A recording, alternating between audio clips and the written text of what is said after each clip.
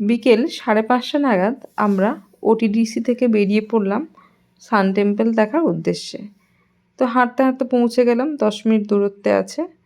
হেঁটে হেঁটে পৌঁছে গেলাম। আমরা প্রথমেই গেলাম টিকিট কাউন্টারে টিকিট কাটতে। টিকিট ফিকিট কেটে আমরা সবাই একে একে ঢুকে পড়লাম সান টেম্পলে। সন্ধ্যা হয়ে গেছিলো, তাও মানুষজনের ভিড় কিন্তু একটুও কমেনি। অনেক মানুষজন এসছে, জায়গা পাওয়াটাই দুষ্কর হয়ে গেছিলো।